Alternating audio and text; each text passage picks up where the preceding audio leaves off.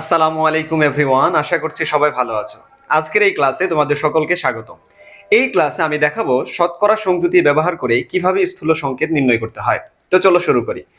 প্রথমে আমাকে একটা প্রশ্ন দেওয়া আছে যে কোনো একটা যৌগের মধ্যে বিদ্যমান হাইড্রোজেন, সালফার এবং অক্সিজেন, এর মধ্যে হাইড্রোজেনের শতকরা সংযুতি দেওয়া আছে, সালফারের শতকরা সংযুতি দেওয়া আছে এবং অক্সিজেনের শতকরা সংযুতি দেওয়া আছে।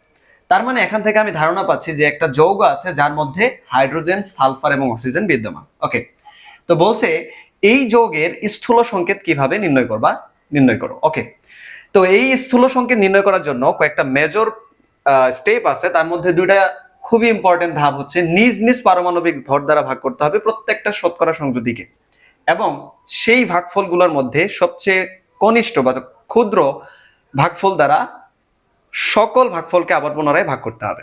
এখন দেখি, আমি যদি প্রথম ধাপ অনুসারে বলি যে নিজ নিজ পারমাণবিক ভর দ্বারা ভাগ করে, তো হাইড্রোজেনের ক্ষেত্রে শতকরা সংযুতি দেওয়া আছে 2.04% এবং হাইড্রোজেনের আমরা পারমাণবিক ভর হিসেবে জানি 1।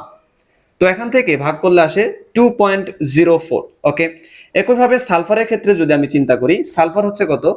32.65%। সালফারের পারমাণবিক ভর হচ্ছে কত? 32।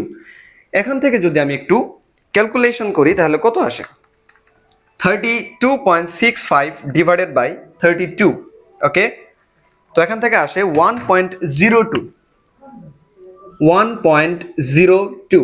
ওকে, একইভাবে অক্সিজেনের যদি আমি চিন্তা করি, অক্সিজেনের শতকরা সংযুতি দেওয়া আছে 65.30%। অক্সিজেনের পারমাণবিক ভর হিসেবে আমরা জানি 16। এখন যদি আমি অক্সিজেনের শতকরা সংযুতিকে তার পারমাণবিক ভর দ্বারা ভাগ করি তাহলে আসে 65.30 ডিভাইডেড বাই 16। তো এখান থেকে আসে 4.08। ওকে, 4.08। এখন কি বলছি? দ্বিতীয় ধাপ, ছোট ভাগফল দ্বারা পুনরায় ভাগ করতে হবে। এর মধ্যে ছোট ভাগফল কোনটা? 1.02। তো 1.02 দ্বারা আবার ভাগ করব।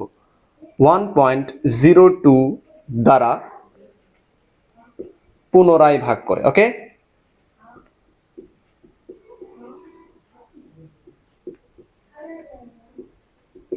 তো পুনরায় যদি ভাগ করি, হাইড্রোজেনের ক্ষেত্রে কত ছিল?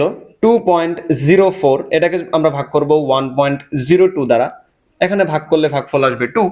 একইভাবে সালফারের ক্ষেত্রে যদি আমি ভাগ করি, 1.02 কে ভাগ করব 1.02 দ্বারা, এখানে আসবে 1। এখন অক্সিজেনের ক্ষেত্রেও আমরা যদি ভাগ করি, এখানে অক্সিজেনের কত দেওয়া আছে? 4.08। এটাকে ভাগ করব 1.02 দ্বারা, এখান থেকে কত আসবে? 4 আসবে। ওকে, এখন যদি আমি স্থূল সংকেত নির্ণয় করতে চাই, স্থূল সংকেতটা কেমন হবে? এই যৌগের স্থূল সংকেত হবে H2SO4। একটু দেখি, এই যে H2S1 তো দেওয়া লাগে না, আমরা যদি দেই S1 আর O4, এটা মানে কি? Sulphuric acid, H2SO4। ওকে, তার মানে আমরা এইভাবে কিন্তু খুব সহজেই দুইটা স্টেপ ফলো করেই যে কোনো যৌগের শতকরা সংযুতি থেকে আমরা কিন্তু স্থূল সংকেত নির্ণয় করতে পারি। তো আজকে এই পর্যন্তই, সবাই ভালো থাকো, আল্লাহ হাফেজ।